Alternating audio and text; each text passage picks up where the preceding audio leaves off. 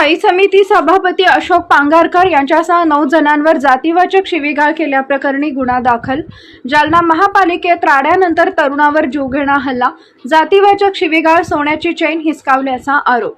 महापौर कक्षातील गोंधळानंतर तणाव वाढला। अनेकांविरोधात अॅट्रॉसिटीसह विविध कलमांखाली गुन्हा दाखल। आज दिनांक 12 रोजी मंगळवारी दुपारी 2 वाजता मिळालेल्या माहितीनुसार जालना महानगरपालिका कार्यालयात काल झालेल्या राड्याप्रकरणी नगरसेवक महावीर ढक्का यांच्यासह 11 ते 12 जणांवर प्रतीक पांगारकर यांच्या फिर्यादीवरून जीवे मारण्याचा प्रयत्न केल्याप्रकरणी गुन्हा दाखल करण्यात आला होता। दरम्यान नगरसेवक महावीर ढक्का यांच्या भाच्याच्याच फिर्यादीवरून स्थायी समिती सभापती अशोक पांगारकर यांच्यासह 9 जणांवर जातीवाचक शिवीगाळ केल्याप्रकरणी गुन्हा दाखल करण्यात आलाय। महानगरपालिकेतील वाद आता थेट गुन्हेगारीच्या पातळीवर पोहोचल्याचं चित्र समोर आलंय।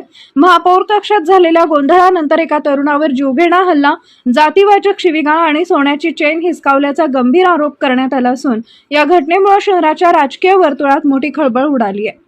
मिळालेल्या माहितीनुसार मस्तगड परिसरातील आकाश राजू दुलगज हा तरुण सोमवारी दुपारी महानगरपालिकेत टॅक्स भरण्यासाठी गेला होता। त्यामुळे महापौर कक्षातून आरडाओरडा ऐकू आल्यानं तो तिथं गेला तेव्हा काही जण नगरसेवक महावीर ढक्का यांच्यासोबत वाद घालत असल्याचे त्यानं पाहिले, असं फिर्यादीत नमूद केलंय। वाद सुरू असताना मध्यस्थी करण्याचा प्रयत्न करणाऱ्या आकाश दुलगज याला जातीवाचक शिवीगाळ करण्यात आल्याचा आरोप आहे। तसेच त्याच्यावर धारदार शस्त्राने हल्ला करून मारहाण करण्यात आली। एवढंच नव्हे तर त्याच्या गळ्यातील सुमारे 12.5 ग्रॅम वजनाची सोन्याची चेन हिसकावून घेतल्याचाही आरोप फिर्यादीत करण्यात आलाय।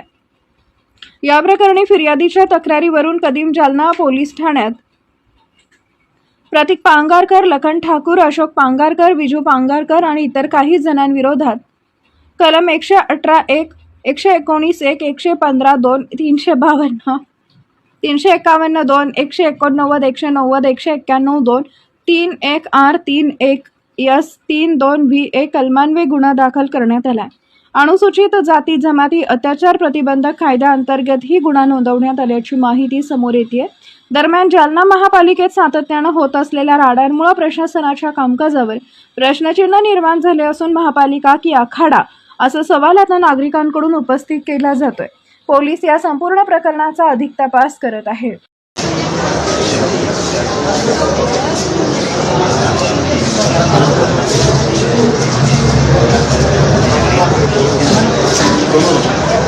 सांगायला